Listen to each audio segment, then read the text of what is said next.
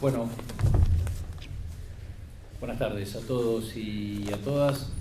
En primer lugar, por supuesto, agradecer mucho a toda la Facultad de Humanidades y Ciencias de la Educación por la invitación, por tener la deferencia de invitarme a lo que va a ser seguramente un momento muy lindo para nuestra universidad en general y para la facultad en particular y para todos los que hoy, desafiando el cansancio y los días largos que tenemos, y hay procesos electorales en el medio que también nos encuentran, hay medios siempre con una tensión especial, más las estudiantiles, que hayan desafiado todo eso para estar hoy acompañándonos a lo que para nosotros es uno de los momentos siempre más significativos de nuestra vida institucional, que significan el entregar lo que es para nosotros el máximo título honorífico que tiene nuestra universidad, que es el doctorado honoris causa, ¿no?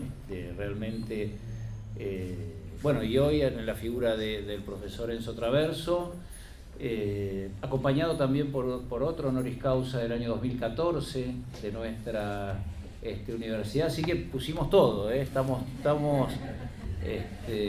pusimos el equipo titular hoy, pusimos con todo, y además con un público muy heterogéneo en cuanto a edad, en cuanto a estudiantes, docentes, profesores, así que una linda jornada. En primer lugar, decir que cuando entregamos un honoris causa es no solo un reconocimiento a una trayectoria, en el caso del profesor, una trayectoria internacional, sino que es premiar no solo lo hecho, sino es premiar también, o reconocer más que premiar, el pasado, y seguramente reconocer también mucho de lo que queda para compartir en estos grandes desafíos que tiene Enzo, me permito decirle Enzo, ¿sí?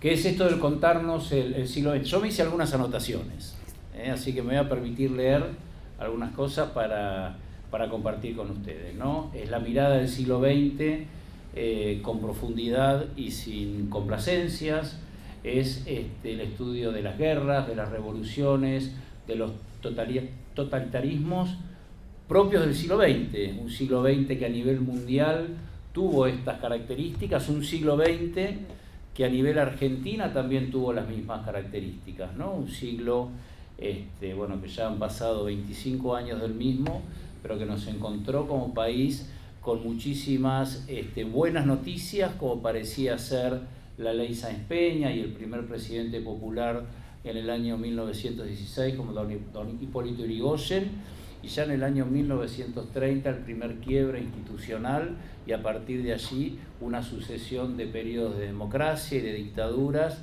y una lógica ciudadana de la intervención de los militares como una intervención útil para solucionar aquellos problemas que las democracias generaban o que no podían solucionar, ¿no? Esta lógica que nos llevó hasta lo que fue la última dictadura militar en 1976 a 1983, y sí un despertar de toda la ciudadanía argentina del nunca más, de no tener nunca más esta costumbre de ir alternando gobiernos de democracias con dictaduras militares. Por eso es importante para nuestra universidad reconocer la trayectoria de Enzo, del historiador, que además de ser historiador se compromete con el presente, ese pasado que lo muestra de alguna manera como un aprendizaje permanente de lo que nos ocurre.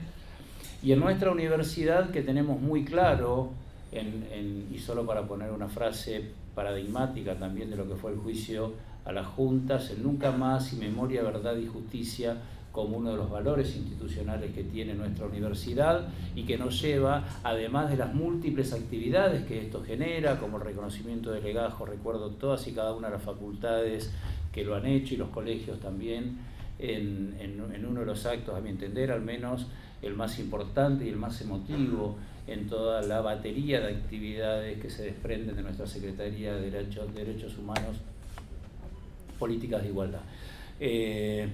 Entonces, pero no solo es eso, es una idea de una universidad pública comprometida, es una idea de una universidad pública entendida como, por supuesto, como un bien social, entendida como un derecho universal y entendida fundamentalmente como una responsabilidad indelegable del Estado. Y una universidad pública, como tienen hoy todas las universidades públicas en Argentina, con sus más, sus menos, sus perfiles, sus orientaciones, sus ideologías, sus formas de ver la realidad, pero todas coincidíamos, lo hablábamos recién con Ana Julia, algunas de las virtudes, de las pocas virtudes que uno puede destacar en estos últimos tiempos en Argentina, es que nos ha puesto a todo el sistema universitario con mucha cohesión y con un mensaje muy homogéneo en la defensa de este modelo de universidad pública que tenemos, en la valorización que tiene para la sociedad una universidad pública funcionando, no solo y también, pero no solo en la formación de profesionales, no solo en la investigación con pertinencia social, no solo en los procesos, en los proyectos de extensión y con presencia territorial, sino realmente en una universidad pública que en su esencia está sostener la legitimación que tiene. En una universidad pública que en el año 1994, en ese también final del siglo XX,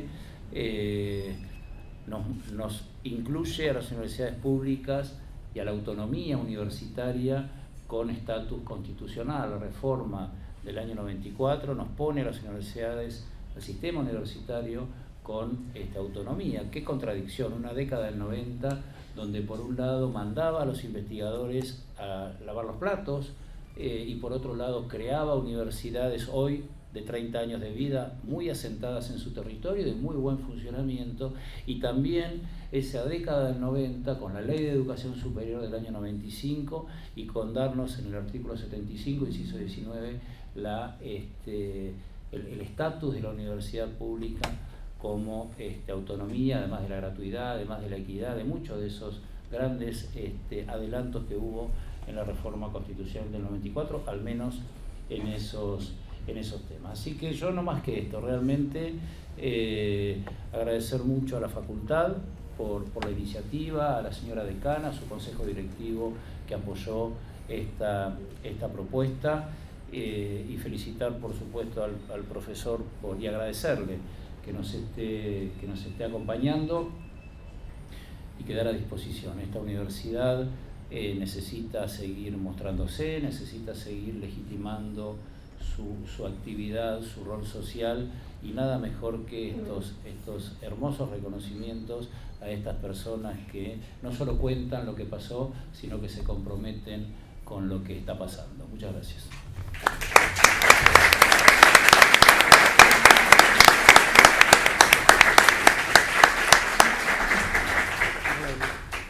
¿Qué tal? ¿Cómo están todos, todas?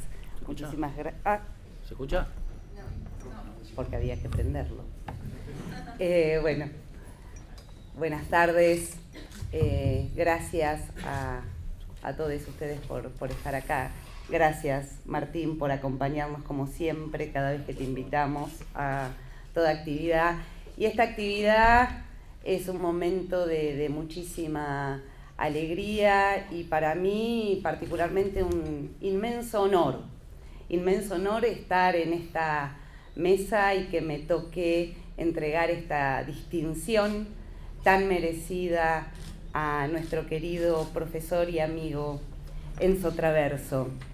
Voy a ser muy breve, a decir dos cositas y leer los fundamentos de la resolución que sintetizan una trayectoria inmensa, impresionante y muy valiosa. Pero más allá de esas formalidades, lo que quiero destacar es, bueno, esto que decía Martín, ¿no? Hoy estamos distinguiendo a Enzo con este título que es la mayor distinción que otorga la UNLP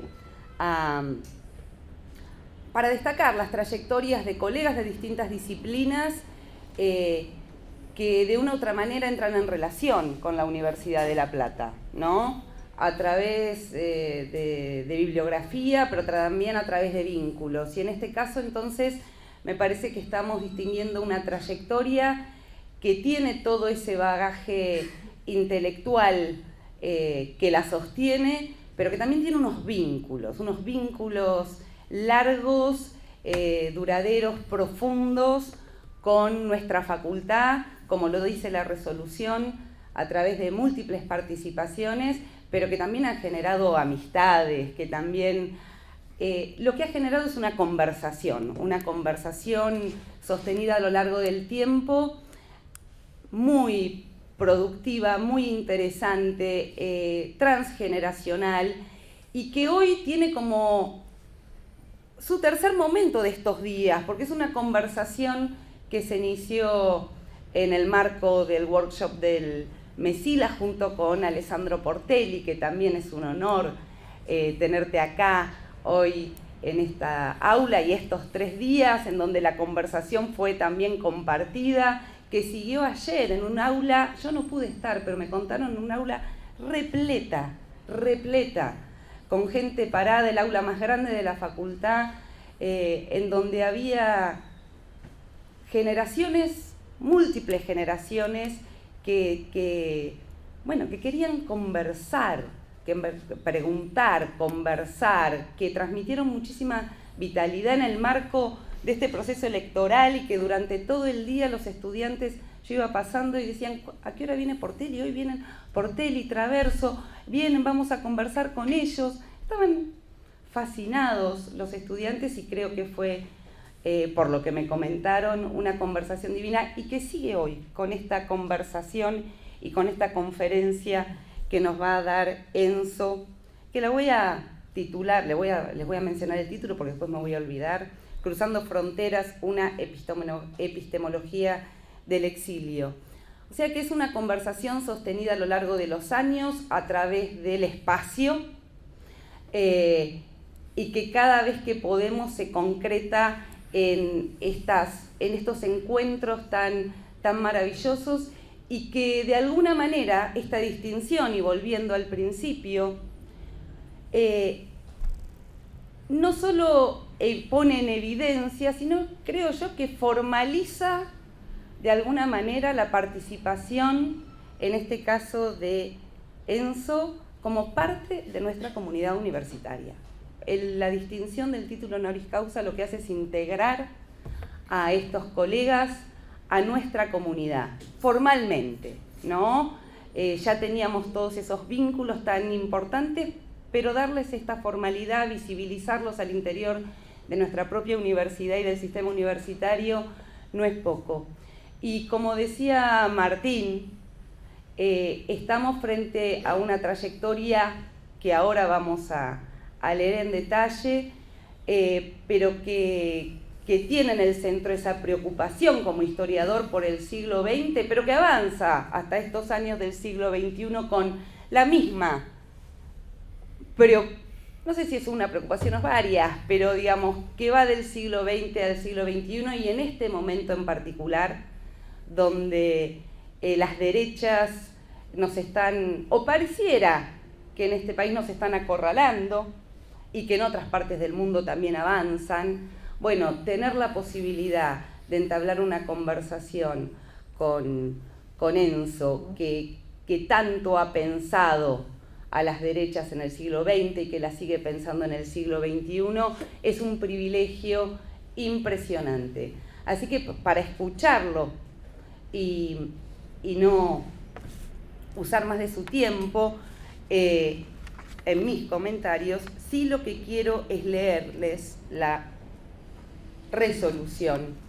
Y perdón que me olvidé de agradecer al principio a Ana Barleta, a Leandro Cesa, a Patricia Flier como las directoras en su carácter de Ana, directora de la maestría en Historia y Memoria, a Leandro del Departamento de Historia y a Patricia del doctorado en Historia por tener esta maravillosa iniciativa y acercarla al Consejo Directivo, a Gloria Chicote y al Mesila por darnos la oportunidad de estar en este momento acá en persona con Enzo y también con Alessandro. Y me estoy olvidando de alguien a quien tengo que agradecer, pero siempre uno se olvida. Bueno, habla hacia los no docentes de la UNLP por acompañarnos y grabar este momento. Así que bueno, dichos estos agradecimientos, y al Liceo Víctor Mercante, que acompañó esta iniciativa en el Consejo Superior, que acompañó nuestra iniciativa cuando la presentamos a la universidad, y a todo el Consejo, por supuesto, Superior y la UNLP que nos acompañó después avalándola. Así que bueno, voy a leer, encima yo veo poco.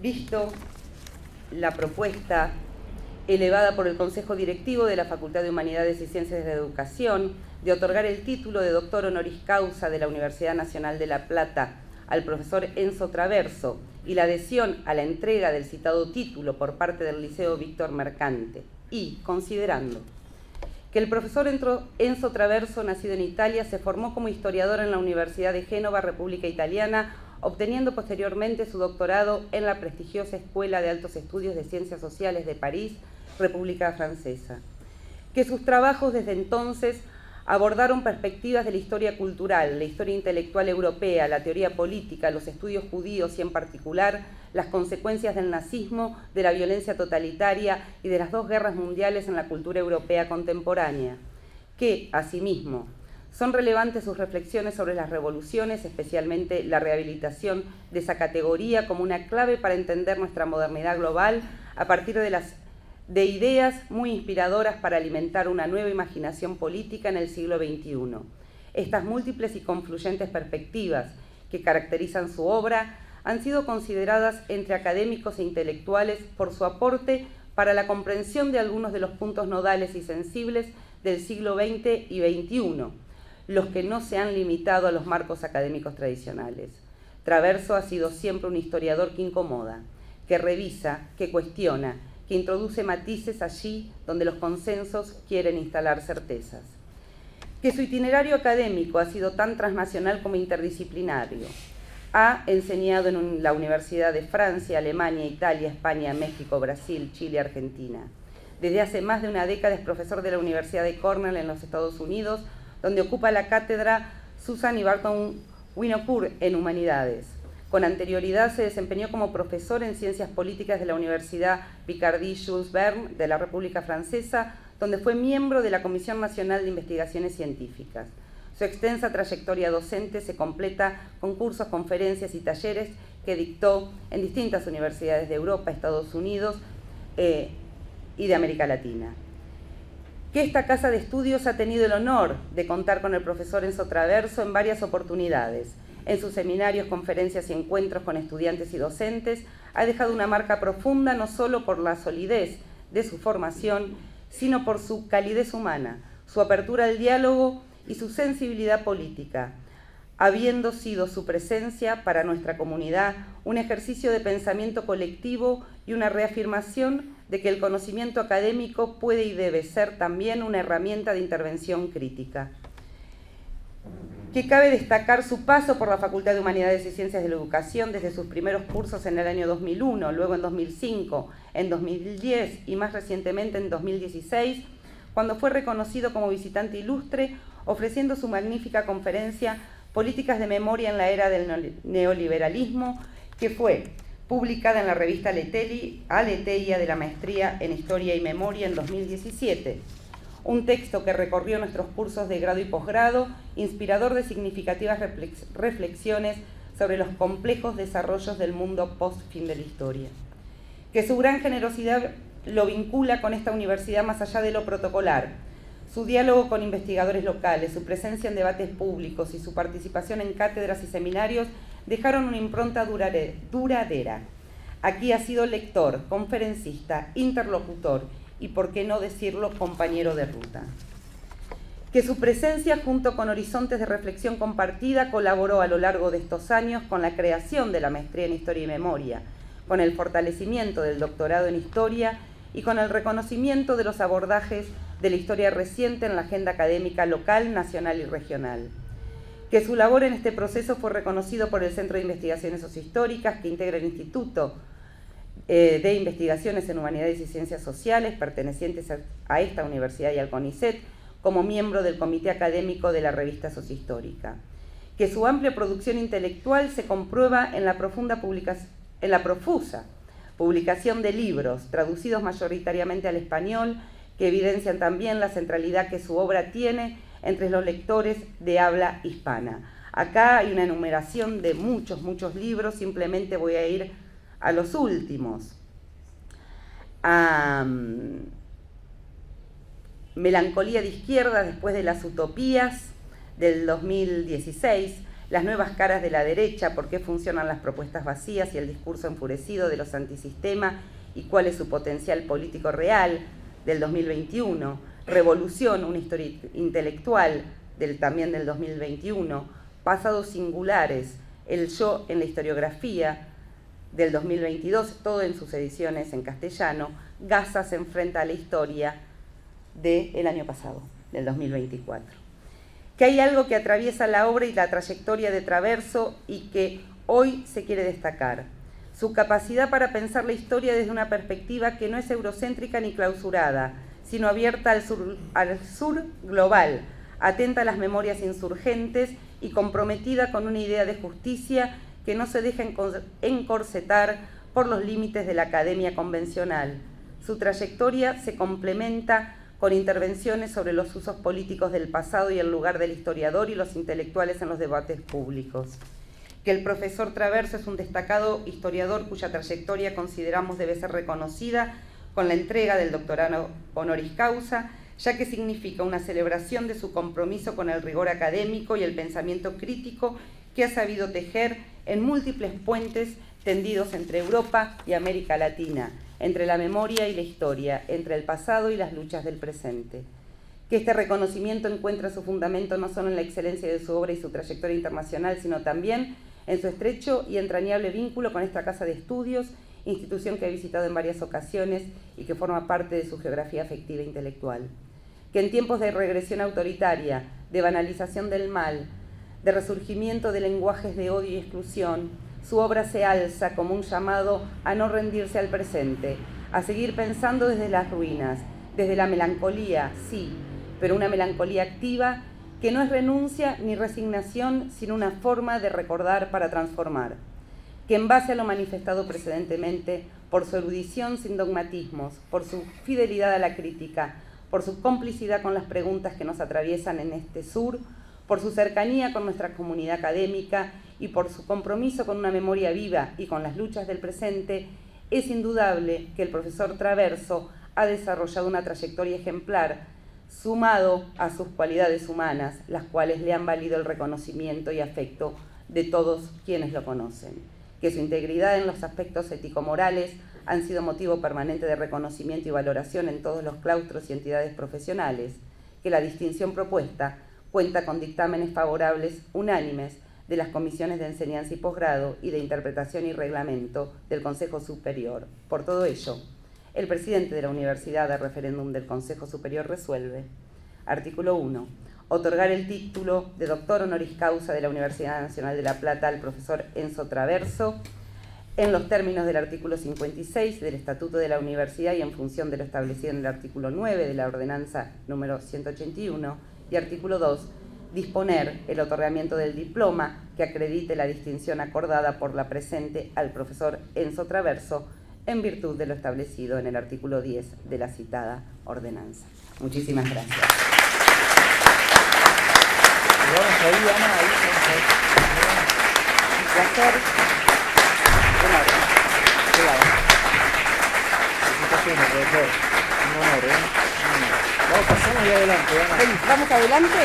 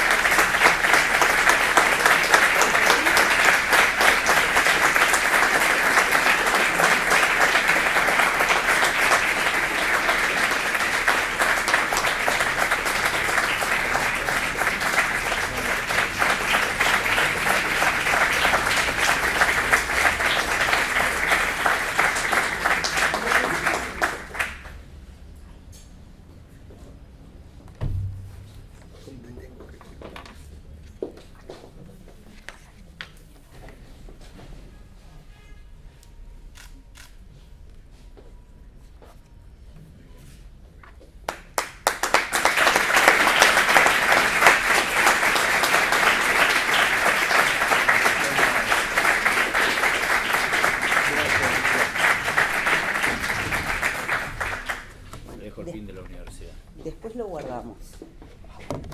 Presidente. Listo. ¿Lo ponemos ahora, te parece?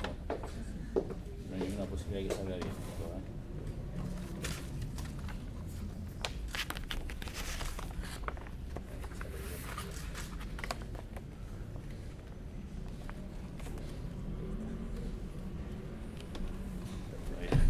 Enzo, yo te dejo acá también la resolución para que te quede. ¿Querés que te lo enrolle de nuevo?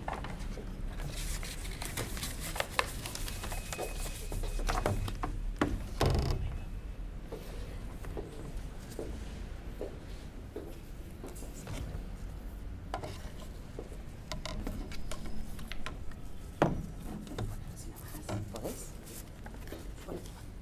Guárdalo por ahí, después lo hago.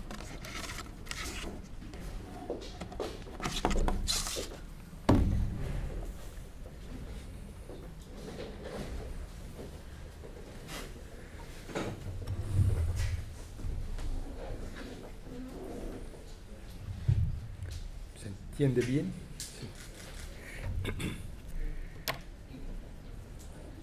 Bueno, estimado presidente de la Universidad Nacional de La Plata, estimado Martín, estimada decana de la Facultad de Humanidades y Ciencias de la Educación, estimada Ana, estimados colegas y estudiantes,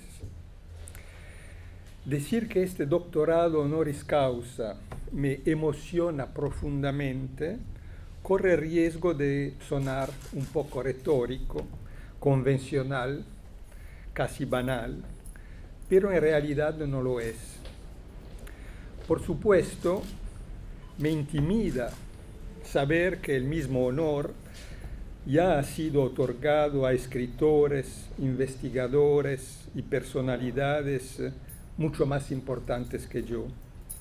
Pero me toca también porque marca simbólicamente una relación hecha de intercambios, seminarios, conferencias, cursos como profesor invitado y sólidas amistades que establecí con la Universidad Nacional de La Plata hace casi 25 años, hace un cuarto de siglo.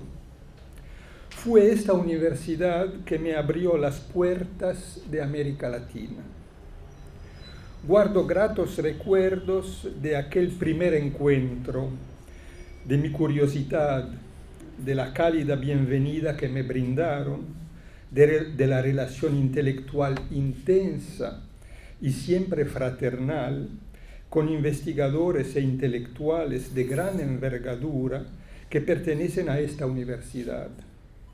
Pienso a un gran historiador que ya no está, como José Panettiere, y a otros muy activos, como Patricia Flier, Ana Barletta, Alberto Pérez, Emanuel Kahn, Hernán Sorgentino, y otros más que pertenecen a otras universidades, y tuve la oportunidad de encontrar por primera vez en la Universidad de La Plata, como José Sasbón, Patricia Funes, Pablo Yankelevich, Gerardo Caetano, Marina Franco, Florencia Levin, Daniel Vovich, Mónica Gatica, Gabriela Águila, Sandra Raggio y otros.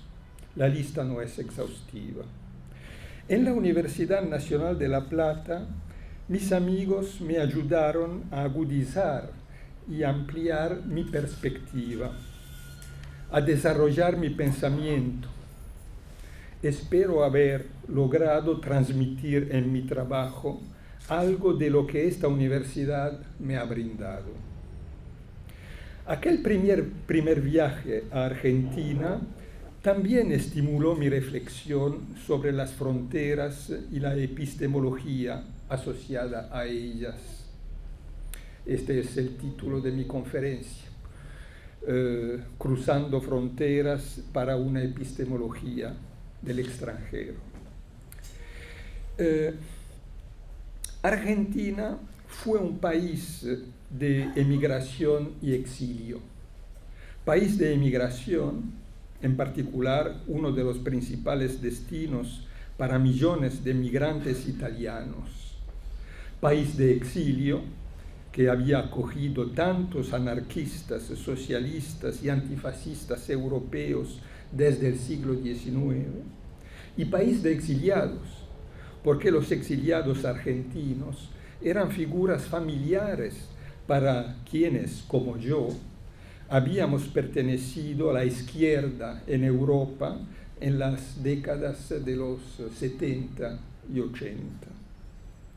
Sin embargo, al llegar a Argentina con mi valija de estereotipos, un país lejano y algo exótico, tierra de gauchos y pampas, de tango, patria de Borges y Cortázar, y de ese enigma siempre indescifrable llamado peronismo, pronto me di cuenta de que había encontrado algo cercano e íntimo.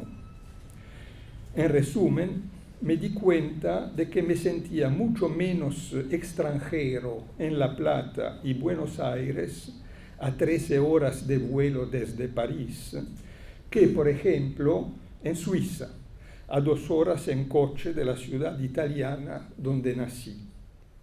Eso me hizo reflexionar sobre el carácter eminentemente dialéctico del concepto de alteridad y me ayudó a comprender que el universalismo y el cosmopolitismo no son solamente conceptos o categorías filosóficas abstractas, sino también realidades culturales y antropológicas. Entonces, quisiera comenzar con una anécdota que conozco desde hace mucho tiempo, supongo que ustedes también la conocen, hasta el punto de haber olvidado su origen. Durante la dictadura militar argentina, algunos exiliados solían reunirse en un café del barrio latino de París. Sus conversaciones siempre giraban en torno a su país y hablaban con nostalgia del ambiente de los cafés porteños, cuya animación y vitalidad echaban mucho de menos. Tras la transición democrática, varios regresaron a Argentina.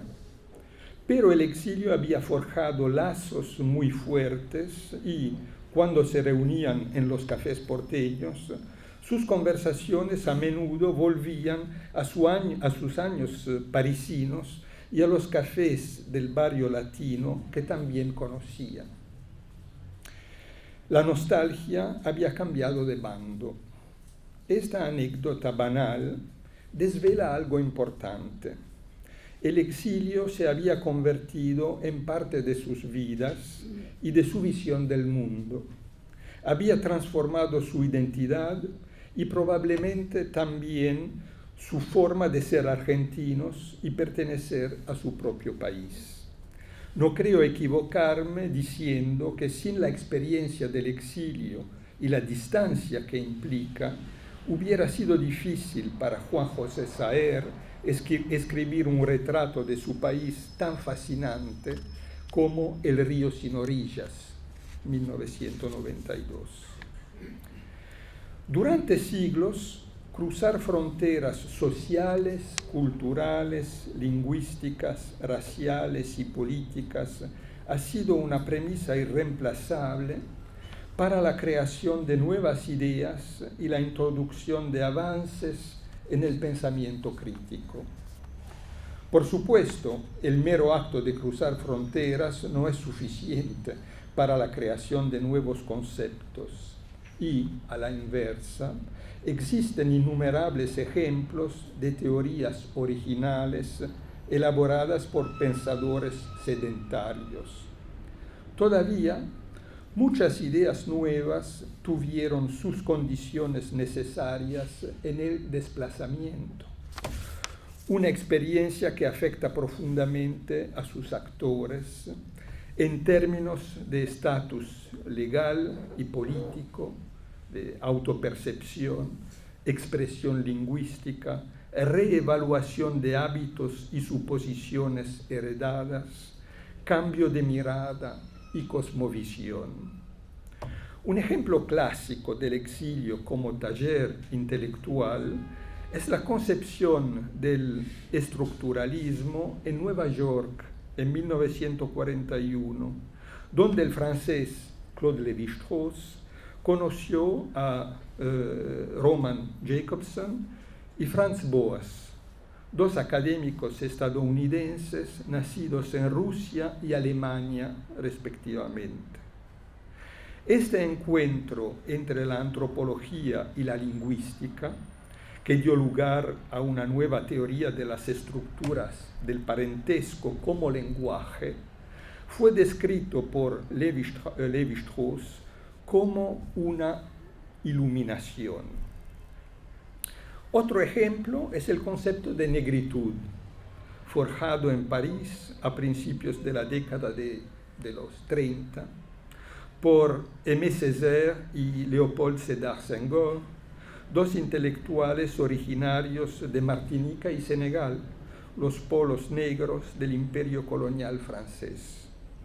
Claude McKay, escritor estadounidense nacido en Jamaica y expatriado en París, probablemente influyó en el nacimiento de este concepto al introducir las ideas de W.E.B. Du Bois a la intelectualidad negra francófona.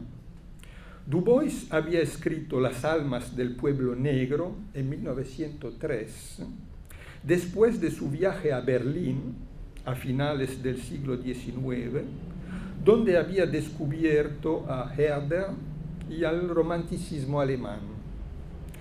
Él reformuló otra vez sus puntos de vista sobre el racismo mucho más tarde, después de regresar a Europa al final de la Segunda Guerra Mundial. Es en Varsovia, donde visitó las ruinas del gueto judío, que repensó el concepto de color line. Allí, de repente se dio cuenta de que el prejuicio racial no podía reducirse a la línea del color, porque racismo, antisemitismo y colonialismo estaban profundamente entrelazados. En resumen, no solo los seres humanos viajan, sino también las ideas, como subraya Edouard Said hablando de teorías viajeras, traveling theories. Y este viaje es un proceso transformador. Me refiero aquí a la historia intelectual, que es mi campo de investigación, pero esta observación podría extenderse ampliamente a otros campos. Existen barreras raciales, sociales, culturales y simbólicas que pueden ser muy sólidas dentro de un mismo espacio nacional. Cuando Elvis Presley dio su primer concierto el 30 de julio de 1954 en el Overton Park Shell de Memphis, Tennessee, moviendo las piernas y la pelvis como había visto en las iglesias afroamericanas, electrizó a la América blanca cruzando la línea del color. El rock and roll es un producto de la hibridación cultural, de un cruce de fronteras. Y antes del rock and roll, esto vale también para otras músicas como el jazz y el tango. La quinta esencia de la argentinidad nació de la fusión de tradiciones musicales que habían llevado a las Américas migrantes y esclavos y que al final habían llegado hasta el Río de la Plata. Cruzar fronteras significa también establecer distancia, una distancia que es al mismo tiempo existencial y epistemológica. Descubrir cosas nuevas y poner las cosas conocidas en una perspectiva diferente cambia la mirada del observador. En un famoso ensayo, Georg Simmel teorizó al extranjero, der Fremde, como una figura peculiar de ubicuidad y desgarro, que se percibe como un extraño, pero que también es potencialmente capaz de comparar y conectar dos mundos, el viejo de donde ha venido y el nuevo en el que él ahora habita. El ensayo de Simmel, sin embargo, es bastante optimista y descuida el hábitus mental del emigrante, que muchas veces lucha por ser aceptado, anhela la asimilación en su nuevo hogar y no desea enfatizar su alteridad. Muchos intelectuales que lograron una nueva ciudadanía se identificaron completamente con esta patria de sustitución. Pensemos en Henry Kissinger, uno de los casos más emblemáticos de asimilación radical, que llegó a Estados Unidos en 1938 como exiliado judío alemán y llegó a convertirse en uno de los principales estrategas de la política exterior imperial estadounidense. Pensemos en Karl Popper, que buscó en el Imperio Británico una patria de sustitución al Imperio Habsburgo. Pensemos en Isaiah Berlin, quien dedicó tantos esfuerzos a impedir que otros exiliados como Isaac Deutscher accedieran a las universidades británicas. También existe una emigración blanca, un exilio conservador, incluso fascista. Para impulsar el pensamiento crítico, la superación de fronteras no debe derivar de un impulso asimilacionista. El desplazamiento no puede producir avances intelectuales si se vive exclusivamente como una mutilación o como una experiencia redentora. La crítica requiere salvación, no renacimiento. Una emigración intelectualmente fecunda sitúa a los intelectuales entre dos mundos en lugar de simplemente trasladarlos de uno a otro. Los empuja a oscilar entre lo antiguo y lo nuevo, entre la opresión y la libertad, siendo percibidos y percibiéndose como outsiders, en lugar de established o miembros de pleno derecho de la comunidad. El pensamiento crítico, como se podría observar con Giorgio Agamben, implica un sentimiento de no adherirse ni pertenecer completamente al propio entorno social y cultural. Y esta es la forma más auténtica de contemporaneidad. Los hombres y mujeres marginados son más propensos a cuestionar los lugares comunes y las suposiciones heredadas. Tomando prestado un concepto del lenguaje musical, Edward Said define este enfoque crítico como contrapuntístico. Excluidos y desterrados, los exiliados pueden identificarse con una comunidad humana universal. No quieren negar ni rechazar sus orígenes, sino superarlos. En muchos aspectos encarnan una idea ilustrada del cosmopolitismo, son ciudadanos del mundo, no tanto por su sensibilidad o temperamento, sino por su propia experiencia existencial, en la encrucijada entre países, culturas, lenguas y continentes. Su cosmopolitismo se compone de movilidad, intercambio, transferencia cultural y circulación de ideas. Grenzgänger, por necesidad o vocación, son intérpretes entre diferentes disciplinas. Al mismo tiempo, su cosmopolitismo tiene muchas desventajas. Muy a menudo se le priva de la ciudadanía. Son apátridas o, según la impactante definición de Hannah Arendt, parias. Para Arendt, el concepto de paria no es moral y tampoco estético, sino exquisitamente jurídico y político. Los exiliados son privados del derecho a tener derechos.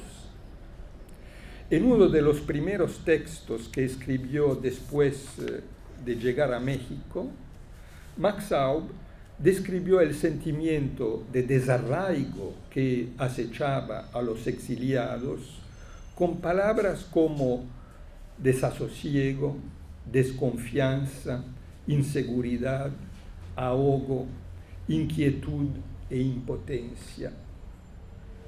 Tal impotencia política es el altísimo precio de los privilegios epistemológicos que los refugiados pueden adquirir. En este sentido, los exiliados son al mismo tiempo ciudadanos del mundo, Weltbürger, y seres humanos sin mundo, Weltlose, para hablar con Arendt otra vez y Günther Anders. Como enfatizó Brecht, las personas sin pasaporte simplemente no tienen derecho de existir, como ocurrió en Europa bajo el fascismo y como ocurre hoy en Estados Unidos, donde la caza y la persecución de indocumentados se ha convertido en una de las principales actividades del gobierno de una nación construida como Argentina por inmigrantes.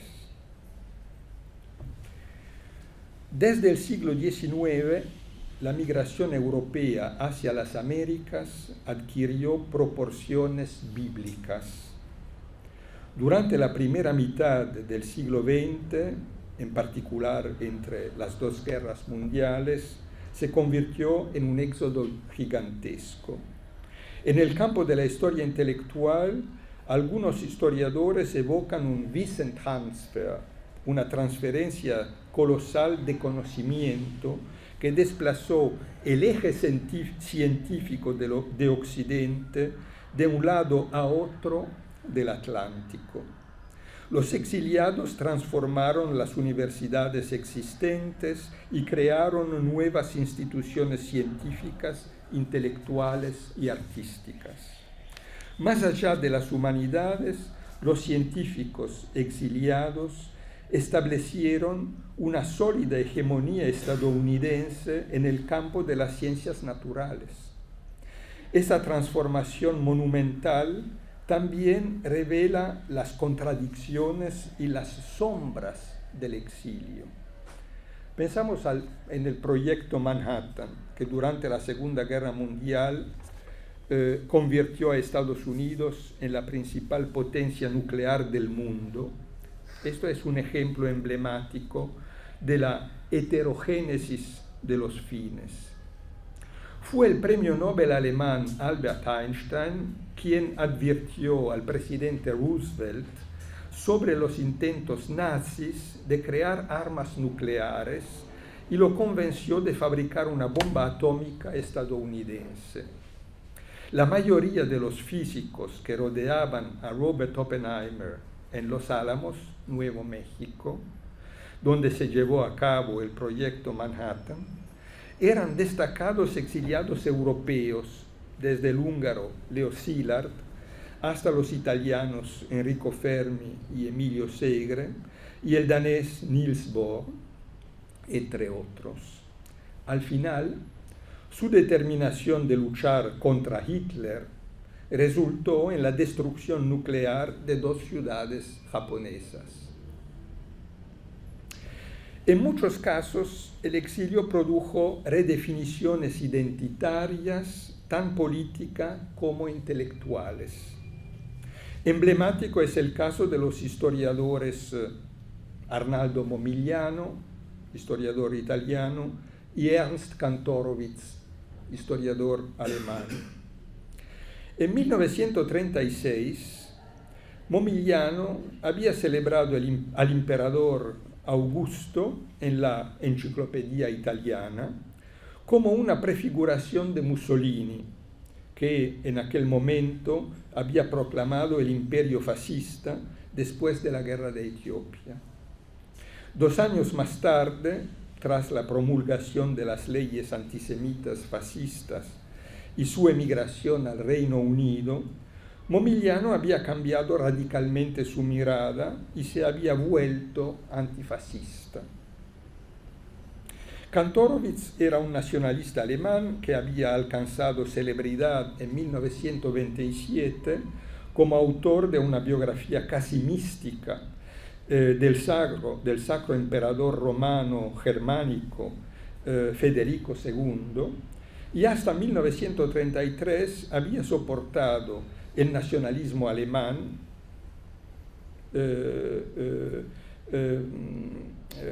con cierta simpatía para Hitler. En 1938 se escapó de la Alemania nazi y en Estados Unidos combatió el fascismo y el macartismo. Su mirada había cambiado radicalmente. Todos esos recorridos me interrogan, porque en mi vida yo también he cruzado varias fronteras. Hace 40 años emigré a Francia y durante los últimos 13 años he vivido en Estados Unidos. Confieso que me resulta difícil encajar en una tradición nacional. Aunque mis orígenes y mi formación son indudablemente italianos, no puedo llamarme historiador italiano sin hesitaciones. Vivo en Estados Unidos y escribo más mal que bien en varios idiomas, sobre todo en francés, pero tampoco podría, sin hacer trampas, considerarme un historiador francés. Por supuesto, Italia es mi país, pero me di cuenta de que a lo largo de los años empecé a mirar a Italia desde una posición de exterioridad. Pertenezco a este gigantesco continente de italianos expatriados. En Italia se dice l'Italia fuori d'Italia. Expatriados que ven su país como emigrantes. En otras palabras, no siempre tengo los mismos reflejos que mis compatriotas italianos. En cambio, mi exterioridad hacia Francia y Estados Unidos se debe a mis orígenes. Ocupo en estos países una posición a la que se aplica bastante bien la fórmula acuñada por Peter Gay para definir a los intelectuales de la era de Weimar: the outsider as insider. Siempre tengo una sensación de ligera Unheimlichkeit, una inquietud que atenaza al extranjero en relación con el nativo. El extranjero nunca posee los reflejos naturales, los automatismos y el toque de espontaneidad que caracteriza los autóctonos. En su autobiografía, Edouard Said se define fuera de lugar, out of place, porque su cosmopolitismo es el producto de una identidad negada, de un lugar que le pertenecía y del cual fue expropiado. Este no es mi caso. La distinción que hace Said entre exiliados y expatriados es muy importante. Yo no soy un exiliado, soy un expatriado que puede volver a su país cuando quiere. Mi posición es privilegiada. Puedo otorgarme el lujo de ser cosmopolita. Es cierto que si en lugar de haber nacido en Gavi, Italia, hubiera nacido en Ramallah o Gaza, probablemente hoy me sentiría muy, muy palestino. Los privilegios, entre comillas, de quienes cruzan fronteras son relativos, pero no deben ser abusados. Los exiliados son ciudadanos del mundo por necesidad. No pueden ser de otra manera porque su propio país los rechazó. Los expatriados se equivocan con frecuencia. Se consideran ciudadanos del mundo, pero muchas veces son simplemente turistas del mundo global. Yo no soy un exiliado, espero ser un poco más que un simple turista intelectual. Y quisiera terminar citando a Carlo Ginzburg, un gran historiador italiano que también trabajó en Estados Unidos. Según Carlo Ginzburg, yo lo cito, el país al que pertenecemos no es, como diría la retórica, aquel al que amamos, sino aquel del que nos avergonzamos o del que podemos avergonzarnos, enfatizando que la vergüenza puede ser un vínculo más fuerte que el amor. Ginzburg se siente avergonzado como judío de la diáspora ante el genocidio en Gaza. Esta vergüenza es un sentimiento comprensible y honorable, pero ambiguo, porque los judíos de la diáspora no tienen ninguna responsabilidad por las políticas de Israel. La gran mayoría de los ciudadanos europeos y de Estados Unidos tendrían que avergonzarse del soporte económico y militar que sus países dan a Israel. Me ha asaltado la vergüenza varias veces al participar en seminarios y conferencias sobre historia y memoria como ciudadano de un país que rehabilitó el fascismo tras derrotarlo. He sentido la misma vergüenza entre varios amigos de otros países. Esta vergüenza me parece saludable porque es una forma de responsabilidad histórica. Intentar evitarla presentándonos como ciudadanos del mundo sería una evasión demasiado fácil. En otras palabras, los ciudadanos del mundo son un objeto de investigación, pero son también una fuente de empatía y tal vez de proyección identitaria del historiador que puede falsear sus perspectivas. Soy bastante escéptico frente a la tendencia actual que consiste en cambiar la interpretación con la elaboración subjetiva del pasado, en el sentido psicoanalítico de la palabra, narrando su propia investigación, describiendo sus emociones y su relación personal con los acontecimientos de la historia. No porque eso no sea permitido, sino porque el oficio del historiador es reconstruir e interpretar críticamente el pasado, no interpretarse a sí mismo. Cruzando fronteras se aprenden también las trampas metodológicas de nuestro trabajo. Gracias por su paciencia.